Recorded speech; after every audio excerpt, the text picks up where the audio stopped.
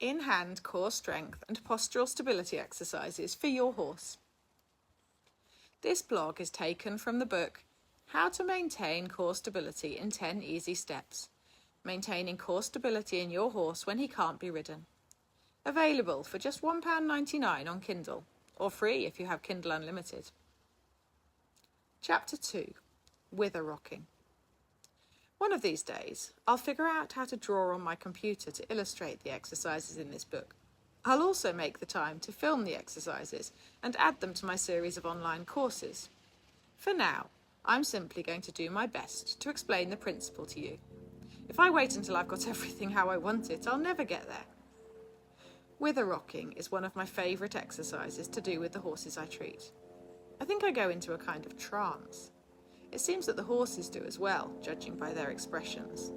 It's a bit like rocking my son when he was a baby. Now that he's older, he complains a lot if I try to pick him up and rock him.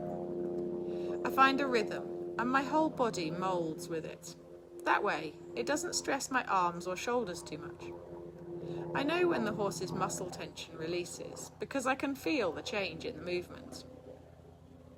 There are 2 parts to this exercise. You can do one or both. Stand by the girth area facing your horse. Place both hands lightly on his withers, with your hands side by side. Let your chest rest softly against your horse's body. Use your fingers to gently pull his withers towards you, and then the heel of your hands gently pushes his withers away from you. Repeat again and again, in a slow, steady, rocking motion. Find a speed that feels right for you and your horse. As a rough guide, it might take 2 to 4 seconds to move from one side to the other. You'll feel your horse engaging his chest and shoulder muscles as his weight shifts slightly from one foot to the other. Stand by your horse's shoulder. Place one hand on his withers and the other on his sternum, the middle of his chest. Gently encourage his chest backwards just a little, then gently pull his withers forward. This will cause his sternum and rib cage to rock gently backwards and upwards, and then forwards and downwards. This is often a slower movement than the side-to-side rocking, and might take 3 to 5 seconds to rock back, then 3 to 5 seconds to rock forwards. Again, try to find a rhythm that feels right for you and your horse. Both of these rocking movements will feel easy and relaxing for you and your horse when you get them right. Enjoy! Chapter 3. Tail pull. A cautionary note first of all. Please, stay safe. This guide is written in good faith that you will assess whether or not each exercise is appropriate for you and your horse. I do not accept responsibility for accident or injury, howsoever caused. Standing behind your horse puts you in a high-risk zone. Touching and lifting the tail can cause sudden and extreme reactions in some cases.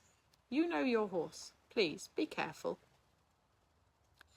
A lot of core stability exercises are about moving the horse slightly off balance so that he needs to engage his muscles to maintain that balance. The tail pull works by using the tail as a lever to create the imbalance. As with the other exercises, it's subtle, using gentle pressure. There should be no discomfort involved, and you should find that your horse relaxes into the exercise after a minute or 2. If he doesn't, perhaps this isn't the right exercise for him. A horse who is uptight will not be engaging his muscles effectively. He'll be tensing those movement muscles, getting ready to run, rather than using the stability muscles. If your horse clamps his tail down, this exercise is even more important, as long as both you and he are safe. There are 2 exercises included in this chapter, pulling the tail backwards and pulling the tail to the side. Standing to the side of your horse's quarters, take a hold of his tail. You can hold it anywhere you like, from near the top of the tail to right at the end. Use one or both hands, whichever is comfortable for you. With some horses, I like to wrap one hand around the opposite side of the top of the tail from where I'm standing, and gently rock the top of the tail towards me, then release. With other horses, I like to wrap the tail hair around my hand and stand a foot or 2 out to the side of the horse. Again, I gently pull his weight towards me, using the tail as a lever, then release. I want his feet to stay still, and to be able to see his pelvis rocking towards and away from me. The same instructions, but standing directly behind your horse, rocking him gently towards you and then releasing. Chapter 4. Picking up a leg. How long can you stand on one leg? How about if someone gently pushes you off balance? If you try standing on one leg, you'll feel how many muscles the exercise engages. In particular, it causes the proprioceptive nerves around your foot and ankle to fire. These are the nerves that tell your brain where your body is in space. They cause your muscles to make very quick adjustments to your balance when needed. Clearly, we can't get our horses to stand on one leg. We can get them to stand on 3 legs rather than 4 though, and we can move them off balance while they're on 3 legs. As with all the other exercises, we do this very gently. We don't want them to shift their feet. We just want the muscles to engage that help them to keep their balance. For this exercise, pick your horse's foot up as usual. Let's start with a front foot, say the left fore. Pick up the left fore, then place your hand under the fetlock. This way, the fetlock can stay relaxed. It can be uncomfortable for your horse if his fetlock stays bent for too long. Gently rest your shoulder against your horse's shoulder. Make sure you're standing securely yourself so that you don't wobble over. Slowly and carefully, lean into his shoulder to push more of his weight onto his right fore. Then gradually release and let his weight rock slightly back towards you. Repeat. Remember, his other 3 feet should stay firmly on the ground. It's a slight weight shift, not a foot moving exercise. Put the left fore down and move to the right fore. Then do a similar exercise with each hind foot. Your horse will find it more difficult to balance on one hind foot than he does on one front foot, so be especially gentle when you're leaning into his hip. You and your horse will probably find this exercise physically harder work than some of the others, so I'd suggest spending less time on this one. If your horse struggles with it, perhaps because he isn't comfortable holding his leg up for a period of time, then leave this exercise out and focus on the ones that work better for him.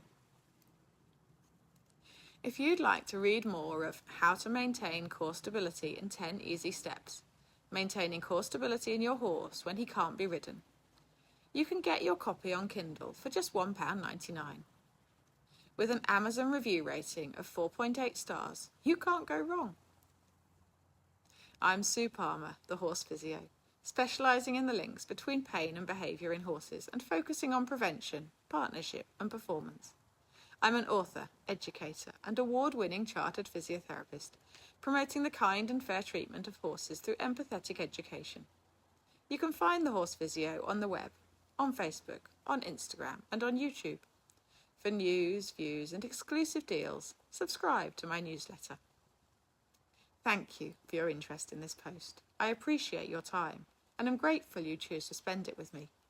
If you found value in this article, please support me by liking, subscribing, following and sharing it on your favourite social media platform, and turn on the relevant notifications for future content from the Horse Physio. Please also take a moment to subscribe to my newsletter. Your support means the world to me, and it helps me continue creating content that matters to you.